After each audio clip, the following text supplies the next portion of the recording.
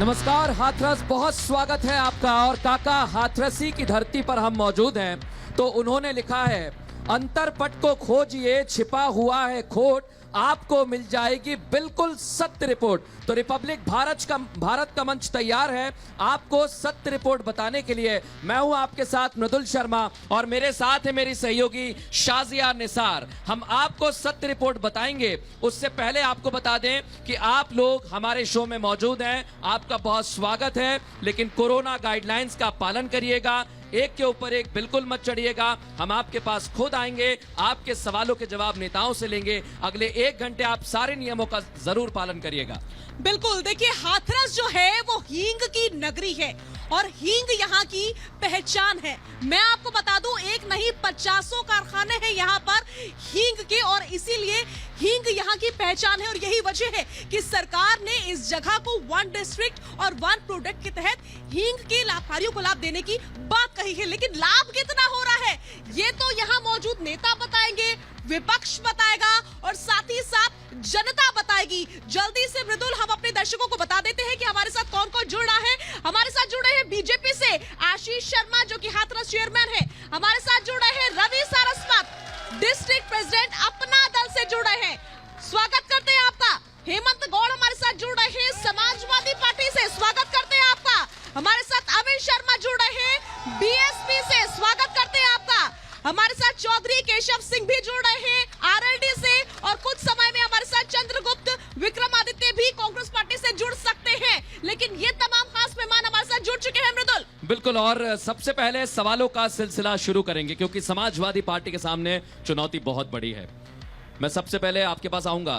गौर जी, जिस तरह से आपने तैयारी की चुनावी मैदान में, भारतीय जनता पार्टी आपको लगातार चुनौती देती रही है। क्या इस बार हाथरस के बाद सिकंदराबाद, सादाबाद, कहां खाता खोलेंगे आप? मैं आपको बता दूं, अब के समाजवादी पार्टी हाथरस शहर में पहली बार अपना रिकॉर्ड तोड़ेगी। दूसरा, सिकंदराबाद जो हमारी समाजवादी पार्टी का गढ़ है, दूसरी सीट समाजवादी पार्टी की हम सिकंदराबाद से जीतेंगे। तीसरी सीट सादाबाद, जो हमारा गठबंधन है राष्ट्रीय लोकदल से, वो जाट बहुमत क्षेत्र है। तीसरी सीट अब के वहां से राष्ट्रीय लोकदल की निकलेगी। पिछली बार भी समाजवादी पार्टी की देवेंद्र अग्रवाल जी हमारे विधायक रहे थे, वहां से समाजवादी पार्टी जीती थी। अब आने वाले शहर में वक्त में हम तीनों सीट हाथरस से जीतेंगे।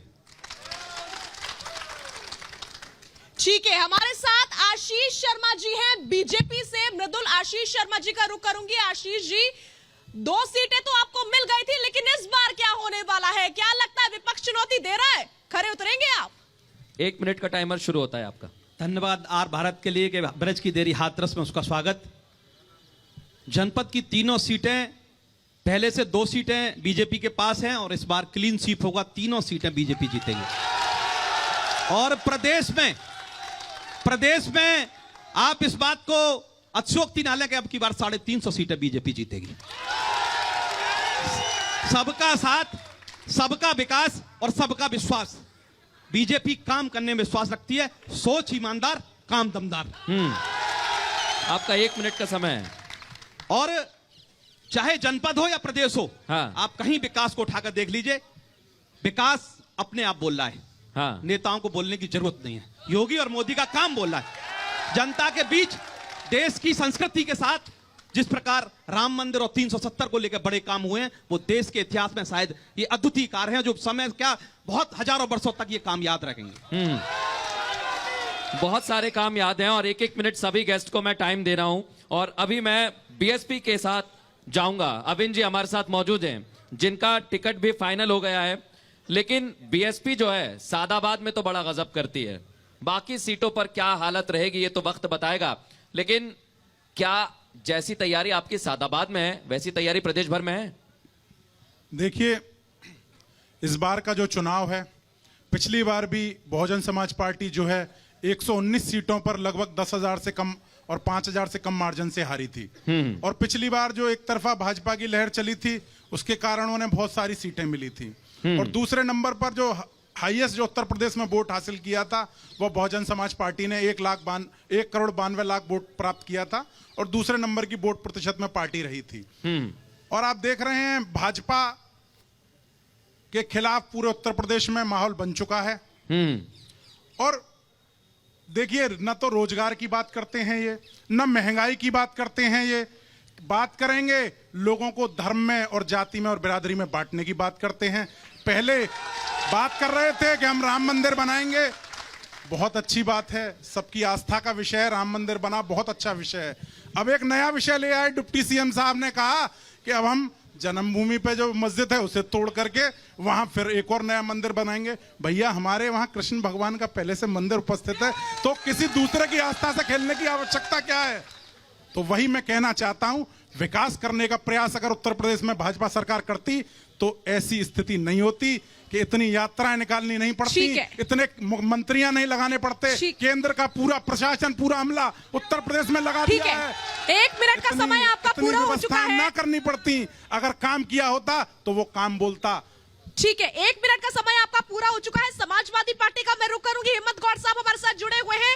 हिम्मत गौड़ साहब, ये बताइए कि पिछली बार तो जनता ने आपको नकार दिया था, इस बार क्या कमाल करने वाले हैं आप लोग? इस बार हमारे राष्ट्रीय अध्यक्ष जी अखिलेश यादव जी के जो हमारी विजय यात्रा निकल रही है, आप देख रहे हैं पूरे प्रदेश के अंदर जनता भारी संख्या में उमड़ रही है। आप देख रहे हैं जहां जहां हमारे अखिलेश यादव जी जाते हैं, अभी 3 दिन पहले की बात है, आपने इजलास में देखा होगा कि अपार पब्लिक जिसके आगे बीजेपी वालों को डर लगने लग गया है कि ये जनता आ कहां से रही है, ये बदलाव की जनता है। आप देख लेना, आने वाला वक्त समाजवादी पार्टी का होगा, हमारे राष्ट्रीय अध्यक्ष 350 सीटों से जीतेंगे और सपा सरकार बनेगी। सन 2022 में साइकिल आएगी। मैं चौधरी केशव सिंह का रुख करूंगा, आपको भी 1 मिनट जरूर मिलेगा समय, लेकिन सवाल मेरा आप सबसे पहले सुन लीजिए। आरएलडी की अगर बात करेंगे तो जाट बाहुल इलाका माना जाता है, समाजवादी पार्टी के साथ आप आ गए हैं, कितना फायदा होगा आपको? देखो, हमारी राष्ट्रीय लोकदल, माइक थोड़ा पास में कर लीजिए। राष्ट्रीय लोकदल हमेशा किसानों और मजदूरों की पार्टी रही है और हम किसान पार्टी, हम किसानों से बिलोंग करते हैं और किसान हमारी सहयोगी पार्टी है समाजवादी पार्टी। तो हम दोनों, समाजवादी पार्टी भी किसानों की बात करती है, राष्ट्रीय लोकदल भी किसानों को और मजदूरों की बात करता है। हमारी पार्टी सादाबाद नहीं, पूरे हाथरस जनपद में अभी जिला पंचायत का चुनाव हुआ था, हमारे मतलब प्रशासन ने हमारे साथ में वो गलत किया कि वोटों को हमारों को जबरदस्ती लेके नहीं, हम हाथरस में जिला पंचायत हमारा होता, हाथरस डिस्ट्रिक्ट में जिला पंचायत हमारा होता, जबरदस्ती हमको हराया गया।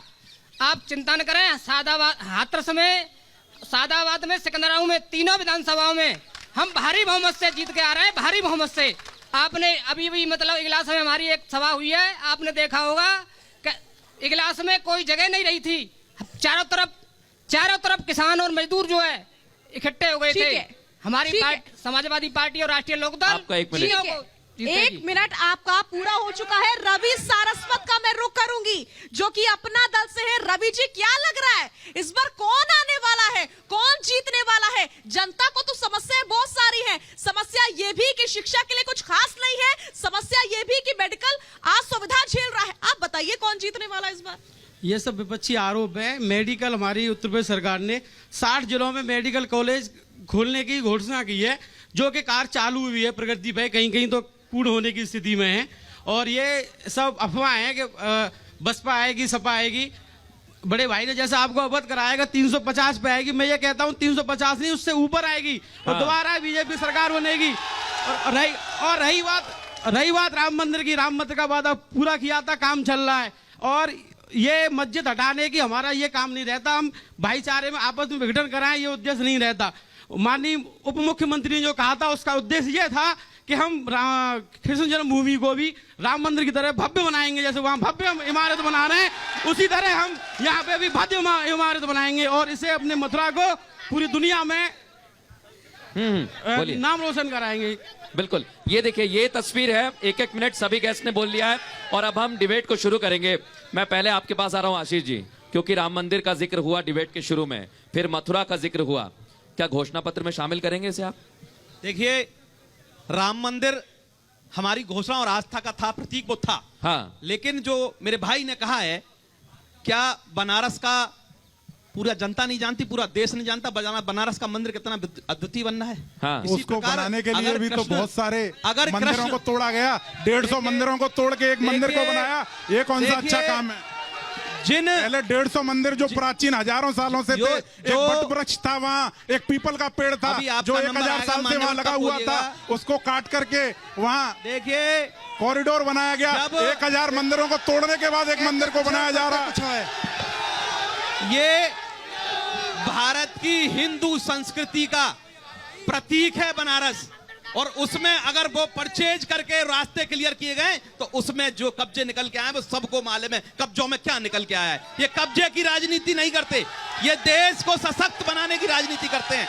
और एक कृष्ण मंदिर भी अच्छा बनेगा, भव्य बनेगा, ये सीधा सीधा बात है। कहीं किसी की आस्था को आज उस राम मंदिर के बाद भी मतलब घोषणा पत्र में लेके आएंगे, मस्जिद के लिए भी वहां घोषणा पत्र में लेके आएंगे। घोषणा पत्र में जरूरत ही नहीं लाने की। नहीं, घोषणा पत्र में नहीं लाएंगे। तो काम दिखेगा और काम बोलेगा। ये जो कहते हो करते नहीं है, जरूरत नहीं है। ये घोषणा पत्र में नहीं लाएंगे। देश ने और प्रदेश ने देश में अगर एब्सोल्यूट मेजॉरिटी की सरकार आई भाजपा की, तो भाजपा ने दिखाया तो इससे ज्यादा और क्या एब्सोल्यूट मेजॉरिटी की सरकार आएगी भाई? कि वो क्या काम कर 325 सकते सीट हैं। आ गई, केंद्र में 300 से अधिक सीट आ गई, इससे ज्यादा और कितनी मेजॉरिटी चाहिए? चौधरी केशव सिंह, मेजॉरिटी के बाद काम दिखाया 5 सालों में, क्या काम कर सकते हैं? चौधरी केशव सिंह के पास में आ रही हूँ। चौधरी केशव सिंह, ये बताइए क्या इस बार चुनाव मंदिर और मस्जिद के मुद्दे पर होंगे या फिर विकास के मुद्दे पर होंगे? हमारी पार्टी ने अभी घोषणा की है कि हम बेरोजगारी 1 करोड़ 5 साल में घोषणा की है हमारे जयंत जी ने कि हम 1 करोड़ रोजगार उपलब्ध कराएंगे, और विशेषकर किसानों के जो बिल हैं, हाँ। उनको भी हम हाफ करेंगे, आगे चल के हाफ करेंगे, अब हम माफ करेंगे जितने बिल हैं। एक परिवार को हम पानी की व्यवस्था करेंगे, जैसे हर घर में पानी जाए, हर घर में बिजली मिले, और ये लोग तो हर घर में अच्छा, किसानों का मुद्दा था, किसानों के मुद्दे को लेकर आपने आवाज उठाई, लेकिन तमाम कृषि कानून तो वापस ले लिए गए। अब किसान क्या करेंगे? किसान राष्ट्रीय लोकदल समाजवादी तो पार्टी के साथ है। किसान एक सेकंड हमेशा रहा है, रहेगा। अपने बड़े भाई से समय लेना चाहूंगा। 1 साल जब किसान सड़कों पे पड़ा रहा, बॉर्डर पे बैठा रहा, जब किसी को याद नहीं आई, जब उत्तर प्रदेश में चुनाव आया तब याद आ रही है, जब 700 किसान भाई वहां मर गए, जब किसी को याद नहीं आई उनकी शहादत किसानों की बेकार नहीं जाएगी। उत्तर प्रदेश ही नहीं, पूरे भारतवर्ष में से भाजपा को उखाड़ के फेंक देंगे किसान भाई। किसान सम्मान निधि के द्वारा, हाँ आशीष जी, प्रदेश के 15 करोड़ किसानों को सीधा सम्मान निधि से लगातार उनके खातों में पैसा। हाँ। हमारे जनपद में 66,000 किसान परिवारों को प्रत्येक 4 माह पर 3,000 रुपए किस्त, डायरेक्ट बेनिफिट सिस्टम, सीधा किसानों को लाभ। और किसान का आंदोलन 30 बार वार्ता करने के बाद अगर हाँ। किसानों का मन नहीं था तो उसको भी प्रधानमंत्री जी ने कहा कि अगर आपका मन नहीं है तो इन सुधारों को भी वापस लेते हैं और फिर आपके साथ बैठेंगे। मैं खुद एक आलू किसान हूँ, 100 रुपए कट्टा भी आलू बिक नहीं रहा है। डीएपी जो है, लेकिन वो कहते हैं कि आपने चीनी मिलों को बेचने का काम किया। पिछले सीजन में चीनी 100 रुपए मिल कट्टा यहाँ, बिका आलू। मैं आपको बताऊं, हमारे क्षेत्र में गन्ने का कुछ नहीं होता है। हाँ। हम केवल आलू का नहीं, क्षेत्र आपकी है। पार्टी तो सरकार पूरे प्रदेश में बनाएगी ना, प्रदेश में बनाएगी ना, तो फिर क्या वो मुद्दा नहीं है? वो मुद्दा हो सकता है। मैं यहाँ क्षेत्र का व्यक्ति हूँ, मैं अपने क्षेत्र की बात को रखूंगा आपके आगे। हमारा क्षेत्र किसान आलू का क्षेत्र है। अब मैं यहाँ आलू मेरी का सहयोगी शाजिया जनता के बीच में कुछ जनता के सवाल, क्योंकि यहाँ पर जनप्रतिनिधि हैं। Shazia, over to you. जैसा कि हमने आपसे वादा किया था कि सवाल राजनेताओं से करेंगे, लेकिन सवाल हमारे अपने नहीं बल्कि सवाल होंगे आम जनता के। वो जनता जो हाथरस की जनता है, और हाथरस की जनता इस समय यहाँ पर भारी तादाद में पहुंची हुई है। सवाल बोलिए अपना। मैं एक शिक्षित बेरोजगार हूँ। शिक्षा के नाम पर अगर मैं अपनी डिग्री गिनाऊंगा तो यहाँ पे कोई भी मेरे सामने बोल नहीं पाएगा। ठीक है, सवाल बताइए। सबसे बड़ा मुद्दा है महंगाई और बेरोजगारी का। समर्थक हम बीजेपी के हैं, लेकिन बात मुद्दों की है, किसान नीतियों की है, महंगाई की है, आम लोगों के विचारधारा की है। जो यहाँ पे बीजेपी निष्फल हुई है, मतदाता मैं बीजेपी का हूँ, लेकिन बात सिद्धांतों की है। ठीक है, सवाल बताइए आप। सवाल राजनीतिक पार्टियों से है कि ये इतना हल्ला मचा रही है कि हमने ये किया वो किया। क्या इन्होंने कभी पार्टी फंड से कोई सड़क बनवा कर दी है? वो जनता का पैसा जनता में लगाए, एहसान किस बात का दिखाते हैं ये लोग? सवाल बोलिए। ये सपा वाले ये कह रहे हैं कि हमने विकास किया, इनकी सरकारों ने, इन्होंने वित्तहीन शिक्षकों में जो इन्होंने लाठीचार्ज कराया था, जब कहाँ गए थे ये अखिलेश यादव जी? जब ठीक है, आपका सवाल। ये हाथरस में भारतीय जनता पार्टी की एक ठीक है, आप बोलिए अपना सवाल। मैडम, मेरा सवाल अवनी शर्मा जी से है। इनसे ये पूछा जाए, जब इनकी मायावती बहन जी जो थी मुख्यमंत्री, जब ये कहती थी तिलक तराजू और तलवार इनमें मारो जूते चार, जब ये कहाँ गए थे? और आज काशी में, अयोध्या में मंदिर बन रहे हैं, तो इन्हें बुरी दुख होता है। और जो 400 करोड़ रुपए का होटल बनवा रहा है, उसमें कुछ नहीं दुख होता है। तो ये जनता के सवाल है, जनता के सवाल है, हाथरस की जनता है और जवाब देंगे राजनेता मृदुल। बिल्कुल, और एक एक करके हम जवाब ले लेते हैं। पहले समाजवादी पार्टी से, फिर आशीष शर्मा जी आपके पास आऊंगा। गौर साहब, उन्होंने कहा कि आपने मंदिर को लेकर किस तरह का माहौल रहा मुलायम सिंह यादव की सरकार में, तब अखिलेश यादव कहां चले गए थे? आप इतने पुराने वक्त में चले जाते हैं। हाँ, पहले क्या क्या जनता नहीं का सवाल हुआ? है, मेरा नहीं है, जनता का सवाल। जनता का सवाल, मैं जनता का ही सवाल का जवाब हाँ, दे रहा हूँ। हाँ हाँ, जब हमारे माननीय मुलायम सिंह यादव जी के लिए जिन्होंने सवाल किया है, हाँ, ये पुराने पिछले वक्त में जाते हैं। इस समय जो हमारा नेता है, हाँ, हमारे जो नेता है वो राष्ट्रीय अध्यक्ष अखिलेश यादव, माननीय अखिलेश यादव जी हमारे नेता हैं। हाँ, आज उनकी बात की जाए, हाँ, आज उनकी बात की जाए।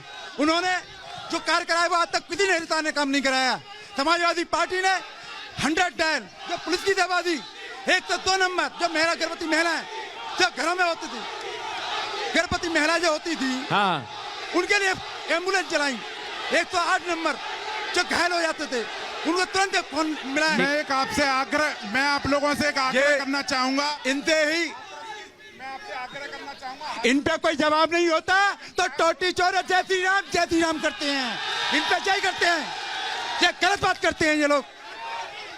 इन पे जय श्री राम के अलावा कोई जवाब है तुम लोगों पे? बीजेपी वाले जय श्री राम को लेके बढ़ जाते हैं। कभी परशुराम की जय बोला करो ना, कभी परशुराम की जय बोला, जय परशुराम, ठीक है, जय परशुराम, कभी नहीं बोलेंगे। रवि सारस्वत जी, रवि सारस्वत जी, इनके तो रवि सारस्वत जी के पास मैं जाऊंगी। रवि जी, एक बात बताइए, कभी हर कोई मंदिर वाला बोला करो भाई। बीजेपी वालों ने हमारे समाज के परशुराम भगवान की जो छुट्टी अखिलेश यादव जी ने की थी और बीजेपी सरकार में आकर खत्म कर दिया उसको। सुन लेते जवाब। रवि सारस्वत जी, हर कोई मंदिर मस्जिद की बात कर रहा है, बेरोजगारी की बात कौन करेगा?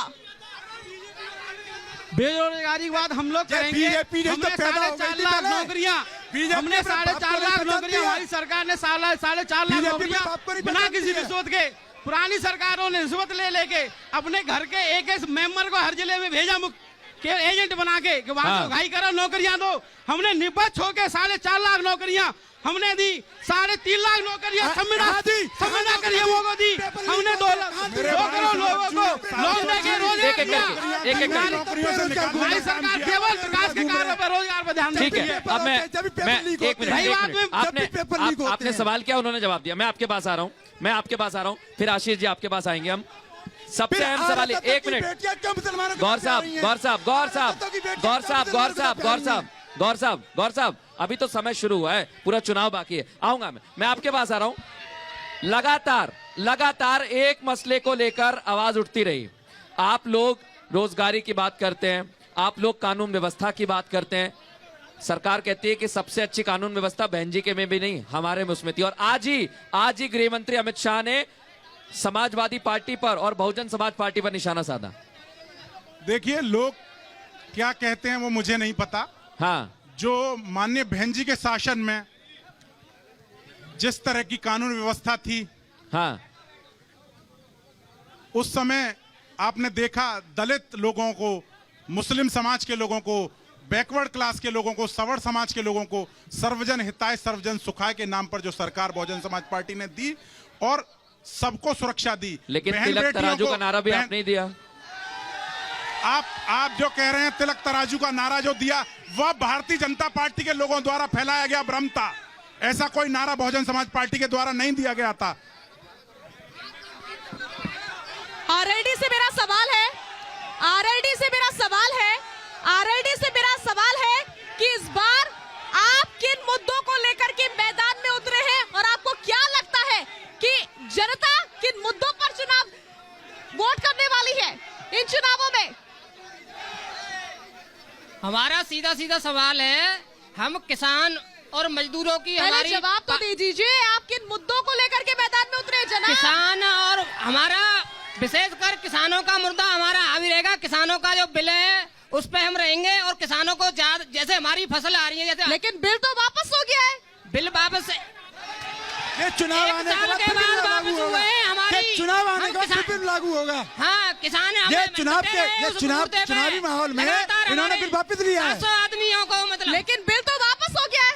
वापस अरे हमारे उस ताकत से वापस हुए हैं, किसान डटे रहे। ये किसानों की ताकत थी, किसानों की ताकत दे चुके हैं। ये चुनाव को देखकर उन्होंने वापस लिया है। किसानों की मुद्दा पुराना हो गया है, किसान ही थे यो। मुद्दा पुराना हो गया है। मेरे सहयोगी मृदुल इस समय जनता के बीच है। मैडम एक चीज पूछना चाहता हूं। बिल्कुल बिल्कुल शाजिया, हम जनता से कुछ सवाल लेंगे और इस बार हम बराबर समय देंगे। कुछ लोग यहाँ से कुछ कहना चाहते हैं। जी आप कहिए। मैं समाजवादी पार्टी से महिला अध्यक्ष पूर्व सभासद मीरा वर्मा जी। देखिए, ये राम मंदिर की बातें करते हैं ना, वो करोड़ों रुपया चंदा गया था और एक साधु महात्मा को ट्रस्ट बना के और साधु महात्मा को भी मरवा दिया, वो करोड़ों रुपया। आपका क्या सवाल है? मेरा सवाल ये है, अभी जो कृषि मुद्दे पे बात चल रही है कि ये कानून वापस ले लिया, आज नरेंद्र तोमर क्या बोल रहे हैं कि हम फिर दोबारा से लाएंगे। ये झूठे हैं, मक्कार हैं, ये फरे भी हैं। देखिए, मैं इटावा में रही हूँ और वहाँ गवर्नमेंट डिग्री कॉलेज में मैंने कार्य किया है 3 साल। मैं जब वहाँ इटावा में थी तो जब सैफई महोत्सव होता था, वहाँ किस तरह से जनता को लूटा जाता था, इसकी मैं साक्षात गवाह हूँ मैं इसकी। और एक दुकानदार को जबरदस्ती मार पीट के वहाँ से उनसे चंदा लिया जाता था और इस कदर वहाँ पैसा बहाया जाता था, इसका कौन हिसाब देगा? अब हम एक एक करके जवाब ले लेंगे। शाजिया, पहले आशीष जी से जवाब ले लेते हैं, उसके बाद आपसे। आशीष शर्मा जी। बिल्कुल, आशीष शर्मा जी का मैं रुख करूंगी। आशीष शर्मा जी, कुछ सवाल मेरे हैं और ये वो सवाल है जो कि हाथरस की जनता करना चाहती है। हाथरस की जनता जो करना चाहती है सवाल वो ये है कि जो जिले का अस्पताल है वो रेफरिंग सेंटर बन चुका है। जो भी मरीज वहां जाता है उसको रेफर कर दिया जाता है। दूसरा, प्लेसमेंट्स नहीं है। तीसरा, बेरोजगारी का मुद्दा है। ये तमाम मुद्दे हैं जिस पर जनता चाहती है कि आप जवाब दें। देखिए, जिले का अस्पताल की व्यवस्थाएं कम थी। लगातार प्रयास करके हर प्रदेश के हर जनपद के साथ हाथरस का भी मेडिकल कॉलेज स्वीकृत हो गया है। हाँ। और हाथरस का मेडिकल कॉलेज अभी तक बहुत जल्दी शिलान्यास हो रहा है। देखिए, रही बेरोजगारी की बात, एक मिनट मुझे बोलने दीजिए प्लीज। पूरा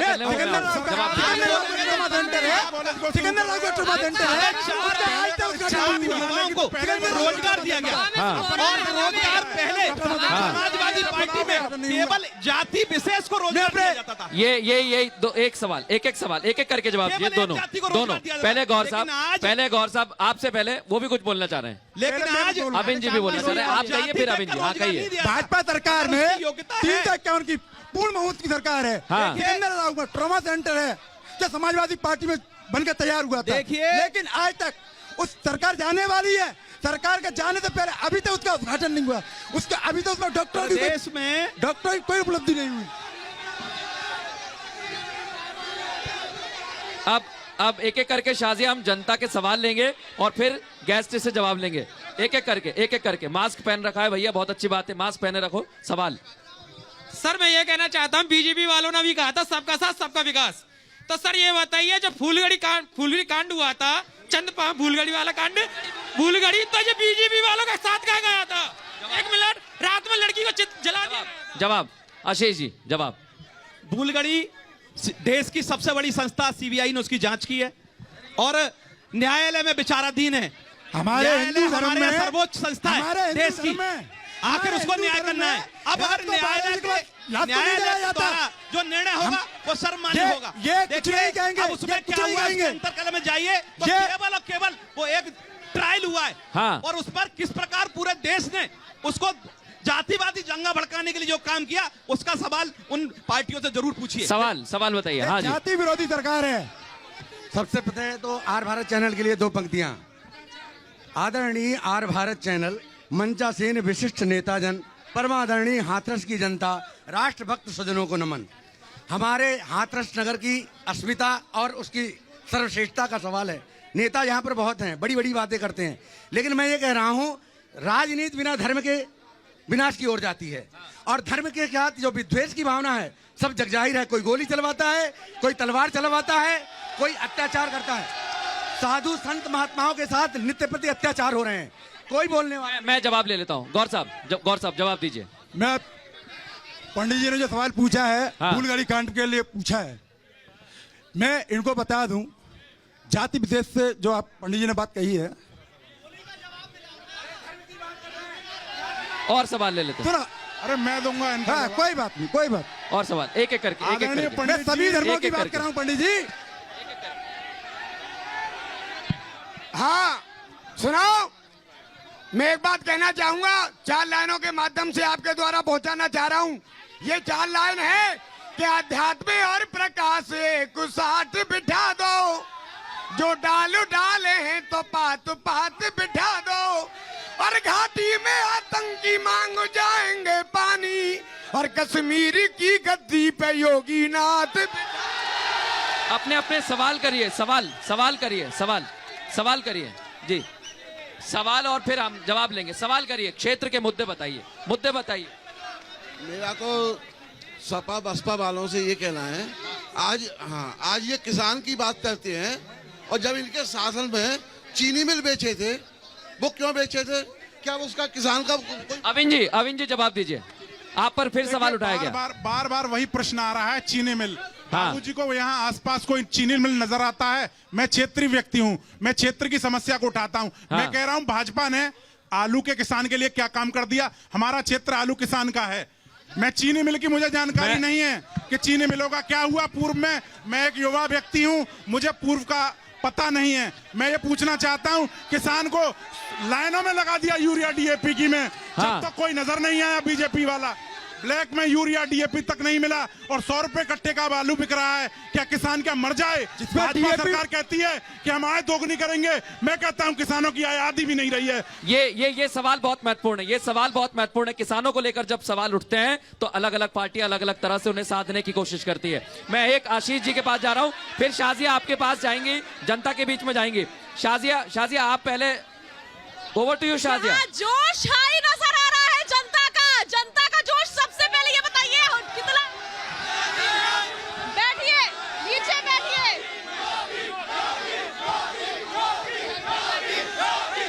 ठीक है अब सवाल की बारी है। सवाल की बारी है।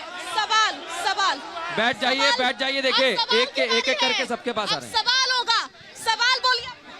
देखिए, हाथरस में, रुक जाओ भैया, शांत हो जाओ। हाथरस में बेरोजगारी, शिक्षा, रोजगार, चिकित्सा, ग्रामीणों में कैसे विकास हो, इस पर चर्चा होनी चाहिए। हाथरस के विकास के लिए चर्चा होनी चाहिए, क्योंकि ये मुद्दा पूरे देश में जा रहा है। और मेरा आप लोगों से और पत्रकारों से, और ठीक है, तो मंत्री जी जवाब दीजिए। नेताजी, बीजेपी के नेताजी जवाब दीजिए। आपसे जनता ने सवाल पूछा है, विकास के मुद्दे पर, रोजगार के मुद्दे पर विचार विमर्श होना चाहिए, जवाब दीजिए। विकास के मुद्दे पर बात करें तो हाथरस से ही शुरुआत कर लीजिए, जहां 50 वर्षों से एक ओवरब्रिज को लेकर, एक घंटाघर को लेकर, एक तालाब को लेकर राजनीति हुआ करती थी। क्या तीनों काम हो रहे नहीं हो रहे? समाजवादी पार्टी की सरकार में स्वीकृत हुआ था। ये बड़े समाजवादी पार्टी की सरकार में स्वीकृत हुआ था। और विकास योजना बताते दिखाई दे रहा है। शाजिया कुछ और सवाल की बारी है। सवाल भारतीय जनता पार्टी का विकास सिर्फ नालियों में से पैदा हो रहा है। आज किसानों की बात करते हैं, इन्हीं किसान भाइयों को इन्होंने आतंकवादी, खालिस्तानी कहा। इन्हीं खालिस्तानी और पाकिस्तानी भारतीय जनता पार्टी को सिर झुकाने का काम करा है। जवाब दीजिए नेताजी जवाब दीजिए। विकास को लेकर सवाल। देखिए, अब इनके देश के, प्रदेश के, जिले के राजनीति करने के मुद्दे खत्म हो गए। अब इनको सिर्फ और सिर्फ जाति की राजनीति पर उतर आए और इन जाति की राजनीति से करते करते अब इनकी दुकानें बंद हो चली हैं। हाँ। अब इन पर राजनीति करने के लिए मुद्दे नहीं बचे हैं। ये तो आने वाला वक्त बताएगा समाजी राजनीति हो रही है। किसकी दुकान बंद होने वाली है। ठीक है, सवाल की बारी है। सवाल मेरी एक मिनट चाहिए।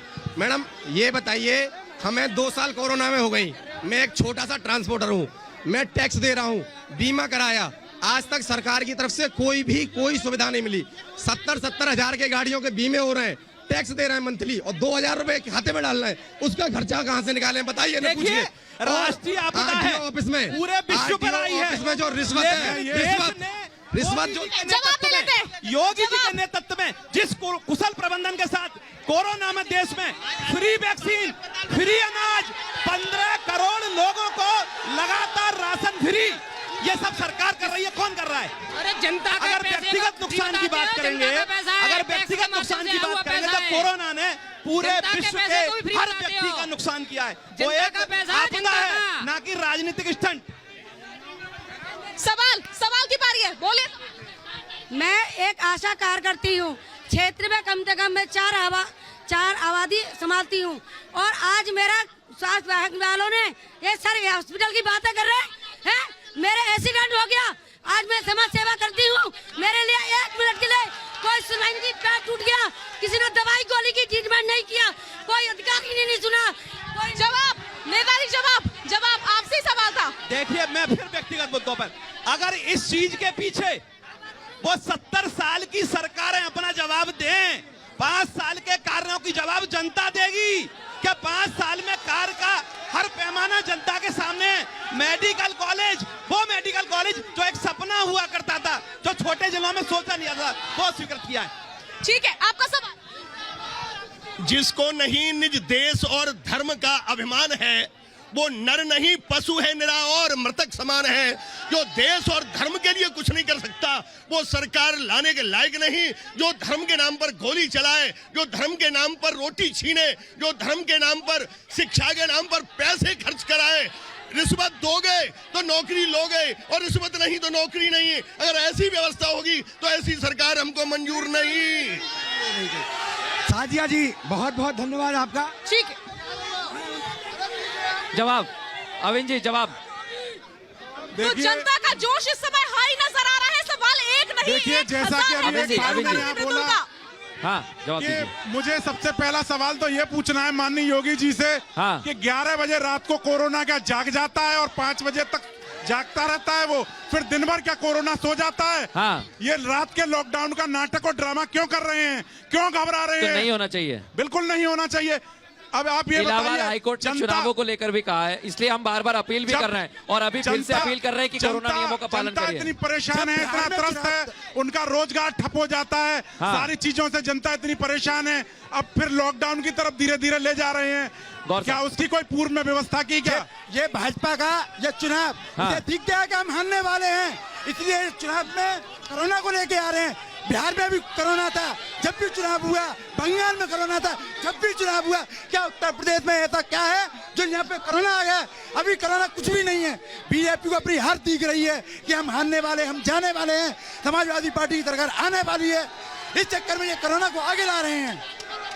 आपने मुझसे पूछा था कि बसपा के शासन में चीनी मिलें बिक गई, मैं ये पूछ रहा हूँ कि सारे railway station, airline industry, BSNL सब कुछ बेच दिया भाजपा ने, रोड बेच दिए, तो उसका जवाब पहले भाजपा दे दे, फिर मैं भी ज्ञात करूंगा कि उस समय क्या हुआ था, और उसका जवाब मैं भी देने का प्रयास करूंगा। ये देखिए, सवाल जवाब का सिलसिला शाजिया लगातार चलता रहेगा, और अभी पारा जो है हाथरस का गर्म हो गया है, लेकिन हमारे पास समय का अभाव है, और काका हाथरसी की नगरी में इस वक्त हम शाजिया मौजूद है, समय का अभाव जरूर है। बिल्कुल समय का कमी है, इसलिए हम सबके सवाल नहीं ले पा रहे हैं, लेकिन जैसा मैंने कहा अपने दर्शकों ने कि एक सवाल नहीं बल्कि सवाल 1000 है। सवाल यहाँ पर बीजेपी से भी हुए, सवाल यहाँ पर समाजवादी से भी और BSP से भी हो रहे हैं, और इन्हीं से उम्मीदें भी हैं, लेकिन समय हमें इजाजत नहीं दे रहा है। आज के लिए हमें आप इजाजत दे दीजिए। बिल्कुल। और आखिरी में काका हाथरसी का एक आखिरी लिखा हुआ, अगर चुनावी वादे पूर्ण करे सरकार, इंतजार के मजे सब हो जाए बेकार। धन्यवाद हाथरस, बहुत बहुत धन्यवाद बहुत रिपब्लिक भारत शुक्रिया, के साथ जुड़ने के लिए। बहुत शुक्रिया।